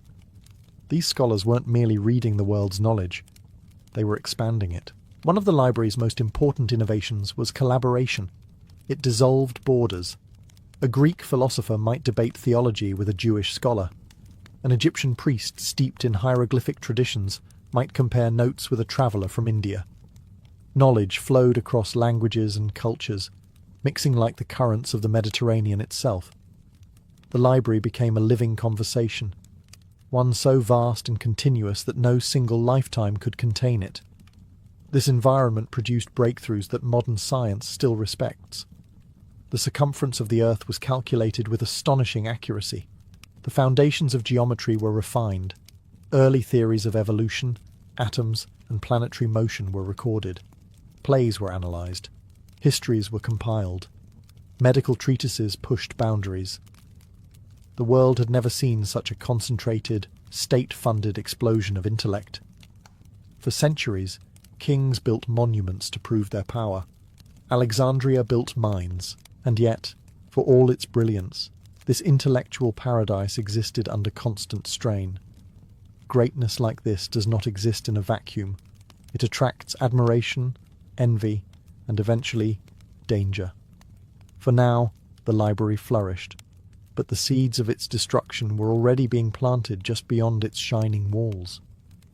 If the scholars were the heart of the Library of Alexandria, its collection strategy was the bloodstream pumping ideas into it. The Ptolemies were not passive collectors. They were obsessively, aggressively devoted to obtaining every scrap of knowledge the ancient world had produced. Their mission was simple and impossibly ambitious: assemble all written works under one roof. And in pursuit of this goal, the library developed methods that ranged from brilliant to borderline criminal. The most famous tactic unfolded right in the harbour. Every ship that entered Alexandria was searched by royal decree. Officials confiscated any scrolls found aboard, scientific treatises, poetry, religious works, medical manuals, navigational logs. The texts were rushed to the library, copied by expert scribes, and the copies returned to the owners. The originals, considered of higher quality, remained in the library. This practice earned the collection the legendary title, The Books of the Ships. But the Ptolemies did not stop there. They purchased scrolls from markets across Greece, Africa, and the Near East. Agents were dispatched with enormous budgets to acquire rare manuscripts at any cost. Scholars travelling abroad were instructed not only to study, but to obtain texts from foreign libraries, legally if possible, creatively if necessary. Alexandria became famous for its hunger, a city whose rulers wanted knowledge the way other kings wanted land. The library also collected texts through translation. When ambassadors from faraway kingdoms visited Alexandria, they brought works in their own languages as diplomatic gifts. Instead of letting them sit unused, the library established one of the world's first organised translation centres. Here, multilingual scholars rendered foreign ideas into Greek, allowing knowledge to spill across cultural boundaries. Philosophy from India, stories from the Middle East, histories from Persia, and local Egyptian wisdom all found their place in the shelves. This relentless accumulation created a collection of staggering scope, hundreds of thousands of scrolls, possibly nearing 1 million. No one could read everything the library possessed, not even in several lifetimes. That was the point. The library was not designed for individuals. It was designed for civilization. Yet such an insatiable appetite came with risk. Alexandria was gathering not just knowledge but responsibility. The more it collected, the more irreplaceable it became, and the more devastating any loss would be. As the library swelled with the world's wisdom, its destruction became unthinkable. But history does not protect brilliance. It tests it. For all its ambition, the Library of Alexandria would have been a labyrinth of chaos, if not for the brilliance of the scholars who organised it. The greatest of these was Callimachus, a poet-scholar whose mind operated like a perfectly tuned filing system. Under his guidance, the library created something revolutionary: the Pinakies, a massive multi-volume catalogue that served as the intellectual spine of the entire institution. This was no simple list. The Pinnakies arranged authors by genre, summarised their works, recorded biographical notes, and classified texts with a precision unmatched for centuries. It was essentially the ancient world's first comprehensive database, a search engine written on papyrus. Thanks to Callimachus, scholars could navigate the vast collections without drowning in scrolls. A researcher studying medicine could instantly find every known treatise on anatomy, while a poet could trace the evolution of epic storytelling across cultures. But Alexandria's organizational genius did not stop at cataloguing. The library employed curators who acted less like librarians and more like intellectual strategists. Their job was to guide scholars, preserve fragile scrolls, maintain translations, and ensure that knowledge flowed efficiently. They were the guardians of ideas, making sure nothing valuable was lost to neglect, insects, humidity, or simple confusion. Inside the library, specialization flourished. Mathematical texts were grouped for easy comparison. Literary works were arranged by style and region. Philosophical schools, Stoics, Epicureans, Aristotelians, each had their designated areas. The museum, the library's sister institution next door, housed lecture halls, dining rooms for scholars, gardens for debate, and long porticos where theories were constructed, challenged, and occasionally torn apart by rivals with sharper tongues. This environment produced giants. Eratosthenes calculated the Earth's circumference with astonishing accuracy using shadows and geometry. Herophilus made groundbreaking anatomical discoveries. Aristarchus proposed a heliocentric universe long before Copernicus. The library was not just cataloguing knowledge, it was generating it. Even the daily rituals reflected this obsessive pursuit of truth. Scholars ate together to encourage discussions. They copied texts not just to preserve them, but to understand them intimately. They argued for hours, sometimes days, refusing to let an idea rest until it had been pulled apart and rebuilt. With such order, innovation, and passion driving it, the library became a brain unlike any other, a single institution thinking on behalf of humanity. But brilliance this concentrated was also precarious. For every great discovery, there were political forces beyond the library's control. And soon, history would come knocking.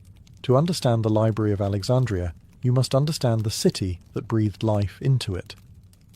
Alexandria was not merely a port or a capital, it was a deliberate experiment in cultural fusion.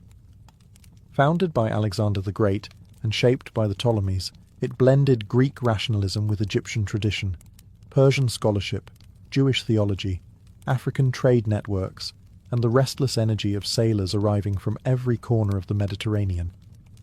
It was a place where a fisherman might walk past a philosopher, where temple rituals coexisted with cutting-edge mathematics, and where knowledge felt as abundant as the sea breeze. The library was the centerpiece of this identity. As Alexandria became a beacon, it drew people in waves. Wealthy merchants funded expeditions. Foreign dignitaries arrived bearing scrolls as diplomatic gifts. Intellectual refugees fleeing wars or political upheaval found sanctuary within its colonnades. The city's streets buzzed with accents from Cyrene, Syria, Judea, India, and Macedonia. Alexandria did not merely welcome diversity, it depended on it. This cosmopolitan ecosystem supercharged the library. A scholar could step outside its doors and immediately access a living laboratory of cultures and languages. Markets overflowed with goods and stories from distant lands. Harbour workers shouted in multiple tongues, mixing slang from half the known world. Temples displayed carvings that hinted at ancient mysteries. For researchers, this was paradise. Raw data arrived daily, ferried in by merchants, diplomats, and travellers. The museum, part research centre, part university, part sanctuary, embodied this spirit. Scholars lived there, ate there, and debated there until long after the sun had set over the Pharos lighthouse. The institution thrived on diversity of thought, proving that ideas grow stronger when exposed to contradiction and challenge. A Greek mathematician might refine a theorem using Egyptian surveying techniques. A Jewish scholar could compare scripture with Babylonian histories. Physicians dissected animal bodies, while philosophers argued about the nature of the soul in the courtyard. This intellectual melting pot made Alexandria feel invincible, as if the sheer concentration of brilliance could protect it from the world's brutality. And for a time, it did. But outside the city's glittering walls, empires shifted, jealousies stirred, and military ambitions grew sharper. Alexandria believed it could stand above politics, a city too important to burn, too wise to fall. History, however, has little patience for arrogance. And while the library blossomed in this golden age, the forces that would one day threaten it were already gathering beyond the horizon. For centuries, the Library of Alexandria had lived in a bubble of intellectual idealism, protected by kings, admired by scholars, and nourished by the wealth of Egypt. But the ancient world was not a peaceful place, and the day came when Alexandria's brilliance collided with the brutal machinery of empire. The spark was a civil war far from Egyptian shores, the struggle between Julius Caesar and Pompey the Great. Pompey fled to Egypt, seeking refuge from a kingdom he believed owed him loyalty. But Ptolemy XIII's advisors, eager to impress Caesar, murdered Pompey and presented his severed head as a gift. Caesar, horrified and insulted by this grotesque display, marched into Alexandria in 48 BCE to restore order. What he found instead was a royal family in chaos, Cleopatra VII fighting for her throne, and a city simmering with political tension. Alexandria, normally a sanctuary for scholars, suddenly became a battlefield. The library sat perilously close to the fighting, physically near the harbour, symbolically near the heart of the conflict. Caesar took control of the royal quarter, fortifying it against the forces loyal to Ptolemy XIII. Street battles erupted, siege engines were constructed, and in the midst of this chaos, the unthinkable happened. Flames spread through the docks and storehouses. Ancient sources disagree on how far the fire reached, but one truth echoes through history. Scrolls were lost. Some say the blaze consumed warehouses holding tens of thousands of manuscripts, texts waiting to be brought into the library. Others insist the flames reached auxiliary collections connected to the library itself. However the details unfolded, the result was the same: the first great wound in Alexandria's memory. Imagine a scholar standing on the library's steps, watching smoke rise over the harbour, unsure how much knowledge was vanishing into the fire. These were not mere scrolls. They were centuries of research, poetry, maps, medical treatises, histories, plays, and scientific theories that could never be recreated. Caesar eventually won the Alexandrian War with Cleopatra at his side, but the library had already paid a terrible price. For the first time, Alexandria learned that ideas could burn, and that even the greatest repository of human wisdom was vulnerable to the ambitions of men with swords. The library survived, but not unchanged. A shadow had fallen over it, a warning of tragedies still to come. After Caesar's war and Cleopatra's dramatic rise to power, the Library of Alexandria continued to function. But the golden age was fading. The institution did not collapse in a single day. Instead, it entered a long, painful period of decline, chipped away by forces far more subtle than fire. The world was changing, empires were shifting, and the Ptolemies were no longer the bold, book-hungry dynasty they once were. The intellectual engine that had powered Alexandria for centuries was still running, but it sputtered more with each generation. The first problem was political instability. Cleopatra's alliance with Rome, first through Caesar and then through Mark Antony, placed Egypt at the centre of Roman suspicion. After their defeat at the hands of Octavian, soon to be Augustus, Alexandria fell under Roman control. Rome admired Greek learning, but it preferred knowledge that served imperial needs. Funding for the museum and library became inconsistent. Stipends to scholars were reduced. The once vibrant institution began to shrink, not through destruction, but through neglect. Another problem was competition. As Rome expanded, so did its cultural centres. Cities like Pergamon, Athens, and later even Rome itself developed libraries that rivaled Alexandria. Scholars who once flocked to Egypt now found alternatives closer to home or more politically stable. The library was no longer the only beacon. It was one light among many. Then came religious shifts. Over the next centuries, Alexandria became a melting pot, not just of cultures, but of ideologies. Judaism, Christianity, traditional Egyptian religion, and Greek paganism coexisted uneasily. Intellectual debate gradually morphed into doctrinal conflict. The library, once a neutral ground for ideas, found itself entangled in disputes it had never been designed to handle.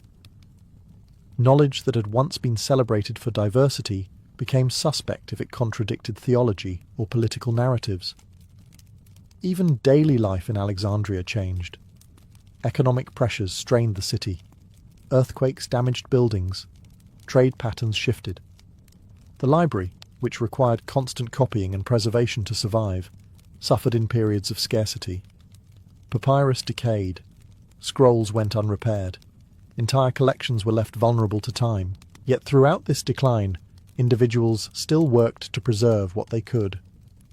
Scholars continued writing. Teachers continued lecturing.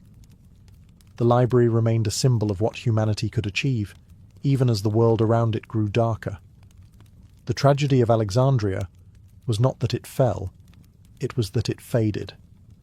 The greatest repository of knowledge ever built was being slowly worn down, not by a single enemy, but by centuries of changing tides. By the time the Roman Empire tightened its grip on Egypt, the Library of Alexandria was already weakened, but not yet destroyed. What followed was not a single catastrophic blaze, as later legends claim, but a series of blows delivered over centuries. Each one chipped away at the institution until, finally, there was nothing left to recognize. The tragedy of the library is not that it died once, but that it died many times. One of its earliest major wounds, long after Caesar's fire, likely came during the Roman Emperor Aurelian's campaign in the 3rd century CE. Fighting to reclaim Alexandria from the rebel Queen Zenobia's forces, his troops tore through the city's Bruchion district, the very neighbourhood where the library and museum once stood. Ancient writers mention the destruction of the Bruchion, a phrase heavy with implication. Even if the heart of the library had survived earlier turmoil, it is difficult to imagine it enduring a full-scale military assault unscathed. Scrolls do not fare well against battering rams, but even after that, Alexandria retained smaller libraries, including the Serapeum, a temple complex that held a significant portion of the library's surviving collections. This building became the final refuge for Alexandria's intellectual heritage. For a time, it thrived. Scholars still lectured inside.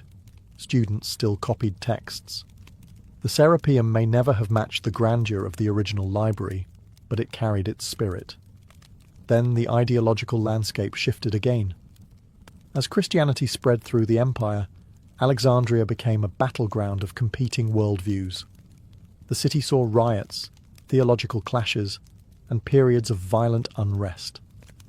In 391 CE, under Emperor Theodosius, pagan temples were outlawed. The Serapeum, being both a temple and a library, became a target. Accounts differ on the exact details, but all point to the same outcome. The Serapeum was destroyed, its scrolls lost or scattered. With it vanished the last physical remnant of the library. Yet even this was not the absolute end. The mathematician Hypatia, one of Alexandria's last great scholars, continued teaching into the early 5th century. Her brutal murder by a Christian mob symbolized something deeper than personal tragedy. It marked the extinguishing of Alexandria's intellectual flame. After her death, the city never again served as the world's academic capital. By the time the dust settled, centuries of fire, war, extremism, and simple neglect had erased the library. Not in a single legendary night, but piece by piece, until silence replaced what was once the beating heart of human knowledge. When the last embers faded, and the halls of the Library of Alexandria finally fell silent, the world did not immediately understand what it had lost. Ancient cities had burned before, temples had fallen, empires had crumbled, but no destruction had ever carried consequences. quite like this one. The library had not been a building, it had been a memory machine for civilization. And when it disappeared, entire chapters of human knowledge vanished with it. We will never know the full extent of what burned. That is the cruelest irony. When you lose an archive, you lose the list of what you lost. But historians can guess. Plays by Aeschylus, Sophocles and Euripides that were never copied elsewhere.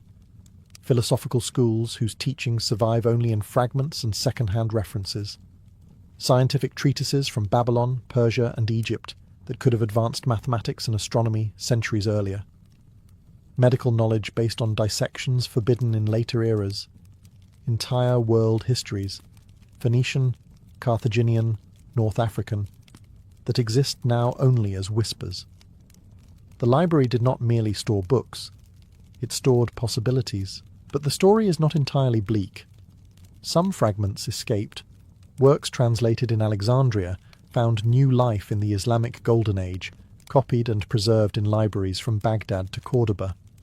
Greek philosophy, once organized and studied in Alexandria, eventually fueled the Renaissance. Even the idea of a library as a universal repository, a place where knowledge from many cultures is preserved together, survived. It passed like a torch from civilization to civilization, reminding humanity that memory is a form of power. And something deeper survived as well, the myth of the library. For centuries, poets, philosophers, and historians spoke of it with awe. Dead though it was, it became a symbol of human potential, of what can be achieved when a society values learning above war, curiosity above conquest. The library's story has inspired archaeologists, writers, and dreamers to imagine a world where knowledge flows freely across borders. Yet its destruction remains a warning. Knowledge is fragile. Ideas require protection. Libraries, though built of stone, can die as easily as the people who defend them. The fall of Alexandria reminds us that progress is not guaranteed, and that the light of understanding must be guarded in every generation. The greatest treasure humanity ever collected did not survive. But the desire to rebuild it, to gather wisdom, preserve it, and share it, endures. In that sense, the Library of Alexandria is not gone. It is still being written. In the medieval world, few diagnoses carried as much fear, misunderstanding, and despair as leprosy.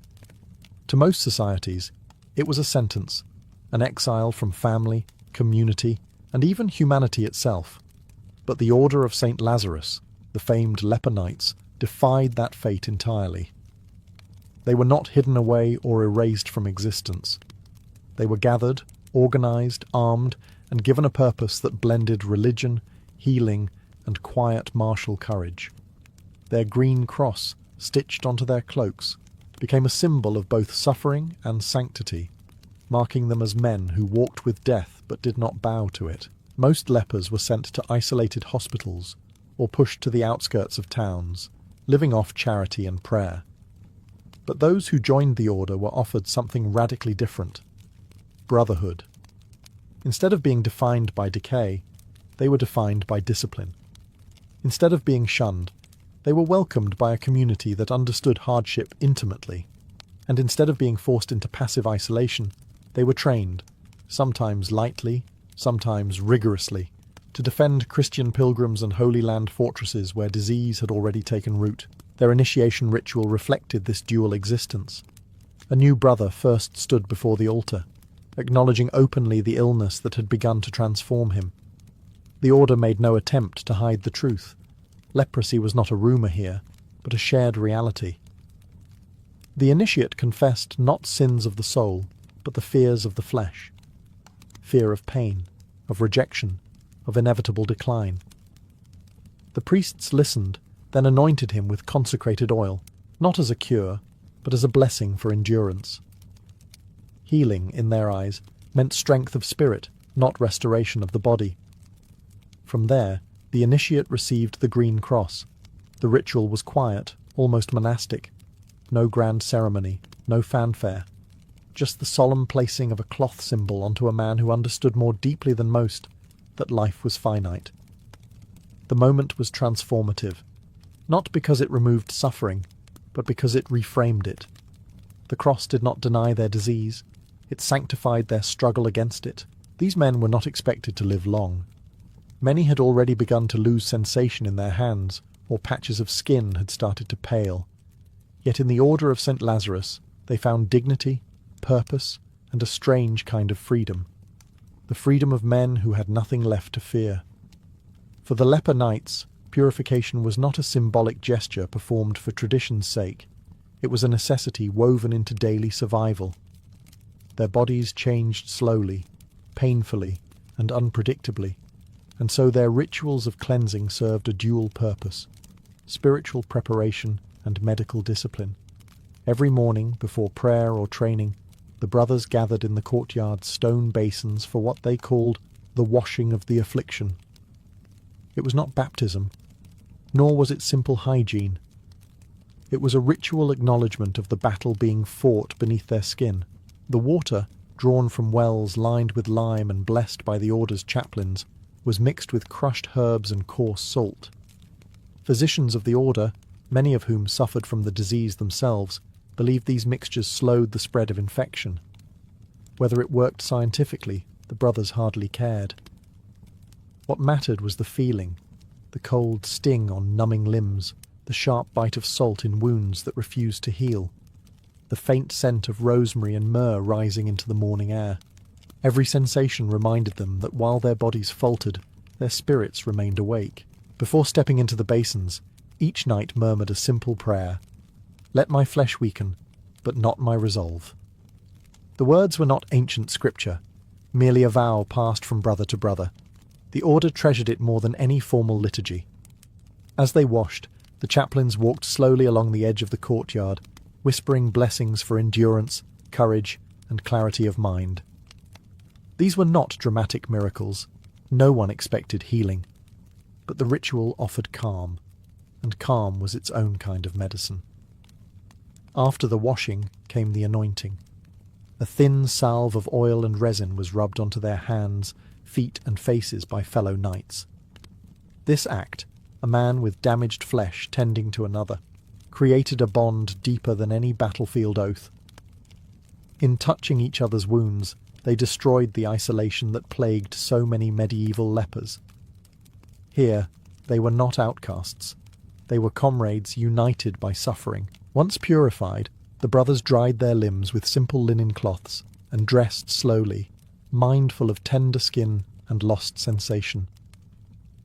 Then they gathered in the chapel for morning prayer, their green crosses catching faint light through stained glass windows. Purification had not cured them, and they knew it never would, but it steadied the heart. And for men who lived with death whispering constantly at their backs, a steady heart was a miracle in itself. Every evening, as the sun dipped below the ramparts and long shadows stretched across the leprosarium courtyard, the leper knights gathered for the ritual that defined their order more than any oath of battle: the vigil of the Green Cross. Unlike morning purification, which focused on the physical struggle, the vigil addressed the deeper wounds: fear, loneliness, and the quiet sorrow of watching one's body fade inch by inch. It was here, beneath flickering lamps and the cool breath of night, that the brothers sought not deliverance from illness, but the strength to endure it. The vigil began in silence. The knights filed into the chapel one by one, moving slowly, some leaning on carved wooden staffs, others guided by brothers whose fingers had not yet gone numb. The chapel was dim, lit with only a few candles, their flames dancing gently against the stone walls. At the centre stood a simple wooden cross painted green, not gold, not silver, but the humble colour of medicinal herbs and hope. The green cross reminded the knights that healing took many forms, and that sometimes the only cure was acceptance. Once all were gathered, the chaplain recited the first prayer: "We do not ask to be restored, but to be steadfast." These words, soft and unwavering, echoed through the chapel. They were a direct rejection of pity. The knights did not pray for miracles. They prayed for dignity, for clarity of mind, for the ability to face each day with grace even as their bodies weakened. They asked for the strength to remain gentle, to resist bitterness, and to uphold their oaths despite their suffering. After the communal prayer came the offering of candles. Each knight stepped forward and placed a small wax taper at the foot of the green cross. Some held the candles gingerly with damaged hands. Others used both palms to steady their grip. The act symbolized a personal burden surrendered, not erased, but shared among brothers. As more candles were placed, the green cross glowed softly in the warm halo of light. Then came the chant. Low, rhythmic, and almost monastic, it filled the chapel like a heartbeat. The knights' voices, roughened by illness yet steady with resolve, blended into one continuous hum. For a few moments, the pain in their limbs, the numbness in their nerves, and the fear of tomorrow faded beneath the unity of sound. The vigil ended as quietly as it began. Each knight left the chapel carrying not a cure, but something far more sustaining: peace, acceptance, and the understanding that their suffering was not borne alone. The leper knights lived in a paradox. They were warriors whose bodies were gradually abandoning them. Yet discipline, rigorous, unyielding, and purposeful, remained central to their identity. Though few of them would ever ride into battle like the knights of other orders, they still trained. Not because victory was likely, but because discipline granted them dignity. To the brothers of St. Lazarus, the act of training was itself a ritual, a declaration that illness would not claim their spirit even as it claimed their flesh. Training sessions took place in the early afternoon, after the heat of the sun had softened. The courtyard rang with the dull clatter of wooden practice swords. Some knights used modified weapons with thicker grips to compensate for numb fingers. Others practiced defensive maneuvers, focusing on footwork to maintain balance despite weakened nerves. Every movement was deliberate. Every strike was a negotiation with pain. No one was mocked for weakness, because everyone was weak. Here, the smallest success was celebrated. A clean parry, a steady stance, a moment of strength in hands that trembled minutes before. Their instructors, often elder knights who had lived with the disease for decades, knew exactly how to guide their students. They corrected posture gently, offering advice tailored to each brother's stage of illness. They knew which joints were prone to collapse, which muscles still responded, and which techniques could be adapted for the afflicted. Beyond weapons training, the knights practiced coordinated drills. They moved in small formations, learning to fight as a unit rather than as individuals. This was not merely tactical, it was protective. A knight whose vision had begun to blur was paired with one who still saw clearly. A knight with weakened legs marched beside one whose stride remained strong. Each man compensated for another's weakness. Their unity was their strength. The training yard also served as a place of emotional trial. Many brothers confronted frustration, anger, or grief as they attempted tasks that once came easily. Yet the ritual demanded perseverance, not perfection. Every swing of the sword reaffirmed their will to live with purpose. At the end of each session, the knights placed their practice weapons in a single wooden rack. This final gesture symbolized their shared burdens and shared resilience. They were not warriors because they won battles. They were warriors because they continued to fight against illness, despair, and the slow fading of the body. Their discipline was not about strength. It was about defiance. In most medieval orders, mealtime was a simple routine, nourishment for the body before returning to work or prayer. But for the leper knights, meals were a sacred ritual, one that blended practicality, compassion, and a profound sense of equality. Many of the brothers struggled to swallow, to taste, or to lift food with damaged hands. Eating was not merely a physical act, it was a reminder of the slow march of illness. And so, the order transformed mealtime into something gentler, more dignified, an act of mercy performed every single day. The ritual began with a soft bell. The brothers filed into the refectory at their own pace, some limping, some leaning on staffs, others guided by arms they could no longer feel. The long wooden tables were arranged in a square, a design meant to ensure every man could see every other. No one sat hidden, no one dined alone. The chaplain offered a brief blessing, not asking for healing, but for patience and gratitude. Let this meal strengthen what remains unharmed within us. It was a reminder that their spirits, not their bodies, were the true recipients of nourishment. Meals were simple but thoughtfully prepared. Broths rich with herbs soothed inflamed throats. Soft bread, dipped in oil, required little chewing. Honeyed water eased pain. Those whose hands had become stiff were served by their brothers. The order considered this an honour, not a burden. To feed another man, especially one ravaged by leprosy, was to affirm his humanity. In a world that often treated lepers as untouchable, the refectory became a place of radical closeness. As they ate, the room filled with quiet conversation. Some discussed scripture or philosophy. Others spoke of their families, now distant or gone.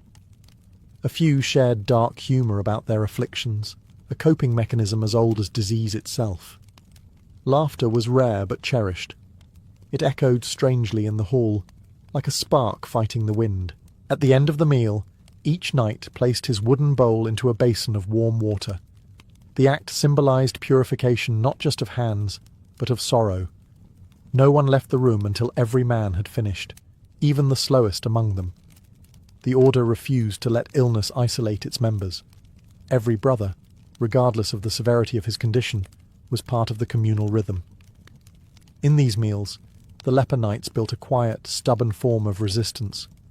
The world may have marked them for death, but within these walls they tasted dignity, one spoonful at a time. When darkness settled over the leprosarium and most of the brothers slept, a small group remained awake for one of the order's most solemn responsibilities, the night watch. This ritual was not military vigilance in the traditional sense. No enemy armies stood poised outside their walls. Instead, the night watch guarded something far more fragile than territory: the lives, fears, and final moments of men whose bodies were slowly betraying them. For the leper knights, to keep watch at night was to honour suffering with presence, not with swords. The watch began shortly after the final prayers. 3 brothers were chosen each evening, rotating so that no one carried the burden too often. They wrapped themselves in heavy cloaks, not for warmth. Many felt little cold, but to shield their damaged skin from the night air. Each received a lantern, a wooden staff, and a small pouch of herbs meant to soothe those who cried out in pain during the night. Their rounds took them through long stone corridors lined with simple beds. Some brothers slept peacefully, others shifted restlessly, murmuring in fevered dreams. The watchers moved silently, pausing at each bed to ensure the sleeper still breathed. They adjusted blankets, dabbed salves onto cracked skin, whispered prayers into ears too weak to respond. These gestures were small, but in the order, small kindnesses mattered more than any battlefield triumph. Outside the living quarters lay the garden path, where the watchers walked to clear their minds. The soft glow of lanterns illuminated patches of mint and sage, plants used for treating sores, infections, and the spiritual fatigue that clung to the order like a shadow. Here the watchers often paused, letting the cool breeze settle around them. Some silently processed their own fear. Fear of worsening symptoms, fear of blindness, fear of becoming the next brother whose breath they would check in vain. The final stop of the night watch was the chapel. The green cross glowed faintly in the moonlight through stained glass windows. The watchers knelt, offering prayers not for strength in combat, but for strength to continue performing this quiet service. It was easy to swing a sword. It was far harder to witness suffering night after night without turning away. By dawn, the watchers returned to their beds, weary but fulfilled. Their duty was not heroic in the traditional sense. It was humble, steady, and deeply human. In a world that feared them, the leper knights chose to protect one another, not from enemies, but from loneliness. Among the leper knights, death was not an unexpected visitor. It was a constant companion. Yet the order refused to let it arrive unacknowledged or unprepared for. When a brother's illness advanced beyond recovery, When numbness crept too far or fever hollowed the eyes, the community performed one of its most intimate rituals, the rite of the fading. It was not a funeral, nor was it a last confession. It was a ceremony of dignity for men who had spent their final years stripped of everything but their courage. The ritual began quietly, usually at dusk. A brother who sensed his end approaching would request the rite, though sometimes the chaplain made the decision gently on his behalf. The chosen man was washed one final time, not with the brisk practical motions of morning purification, but with slow, reverent care. Warm water mixed with herbs was poured over his hands, face and feet. Even if he could no longer feel the touch, it symbolized the community's promise. You will not leave this world unseen. After washing, the brother was clothed in a clean tunic, dyed with a faint green thread. Bright colours were avoided. Humility guided every detail. The green, subtle, yet unmistakable, marked his belonging to the Order of St. Lazarus even in death.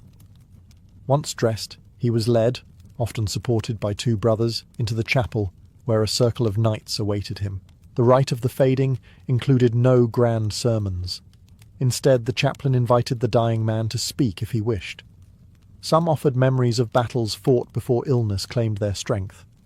Others spoke of families left behind, of regrets, of unexpected peace found among men who understood their suffering. But many simply closed their eyes and listened, content to be surrounded by the voices of their brothers. Then came the laying on of hands. One by one, each knight stepped forward, placing a hand, sometimes a scarred one, sometimes a shaking one, on the fading brother's shoulder.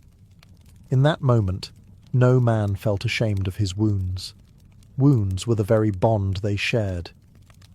The contact symbolized unity, a final reminder that he belonged to them, and they to him. A final prayer followed. May your suffering end, and your courage remain with us. The dying brother was then escorted back to his bed, where he would spend his last hours or days watched by those who loved him in silence. For the leper knights, the rite of the fading ensured that no man crossed the threshold alone. Their world had abandoned them long ago, but they had never abandoned one another. For most medieval warriors, marching into battle meant weighing the chances of survival. For the leper knights, the calculation was different. They marched knowing death already lived inside them, advancing quietly beneath their skin. This certainty gave their order a strange, almost unsettling courage. Men who had already accepted death did not fear it on the battlefield. And so, when the Order of St. Lazarus rode into combat, rarely and always in desperate moments, they carried a presence that unnerved even seasoned soldiers. Their illness shaped everything about their preparations. Before any march, the brothers performed a ritual unlike that of any other military order, the blessing of the failing flesh. Each knight stood before the chaplain, who traced a small green cross over weakened limbs, numb hands, swollen joints, eyes beginning to cloud. The blessing acknowledged what all of them knew: these bodies were fragile, unpredictable, and often painful. Yet each was still capable of service. Their armour was lighter than that of other knights, not out of cowardice, but practicality. Heavy mail was unbearable for men whose nerves were deteriorating. Instead, they wore layered cloth reinforced with leather and metal plates. It offered less protection, but allowed them to breathe, move, and endure the strain. Their weapons were simple, mostly swords or maces, with grips wrapped thickly to compensate for diminishing sensation. Despite their limitations, the leper knights fought with a steady, relentless determination. Their ranks often formed at the centre or rear of an army, where discipline mattered more than raw strength. They guarded wounded soldiers, protected supply lines, or held chapels and hospitals against attack.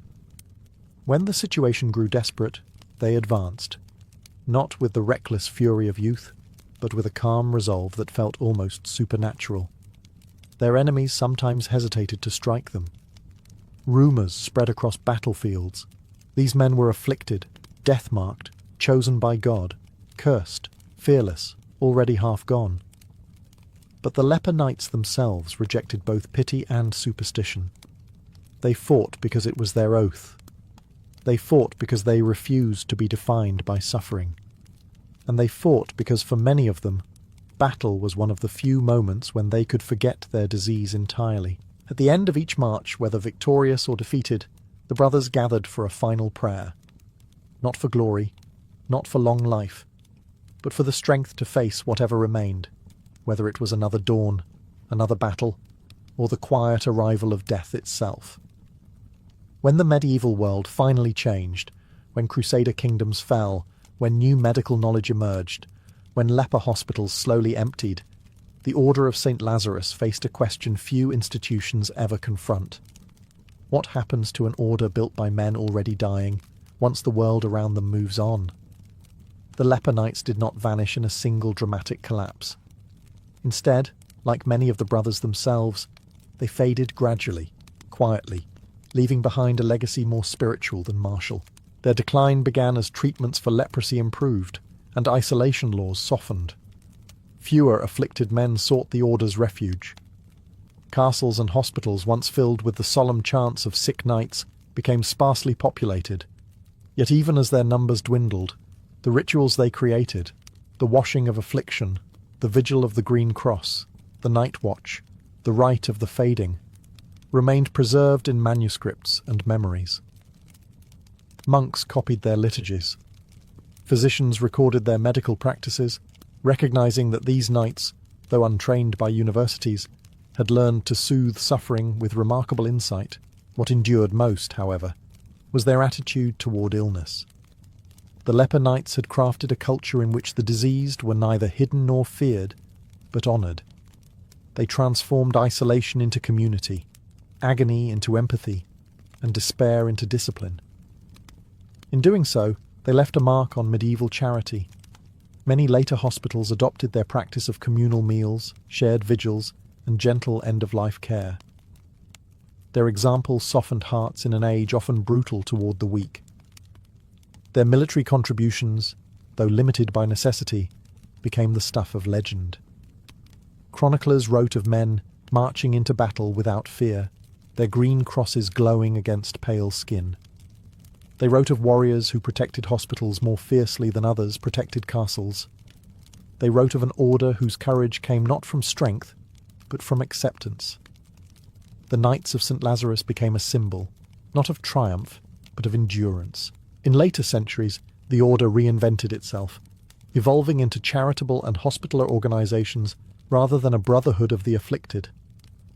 But the spirit of the old order, the humility, the solidarity, the refusal to let suffering erase dignity, remained embedded in its identity. Today, the leper knights survive mostly in stories, manuscripts, and the faded coats of arms preserved in old chapels.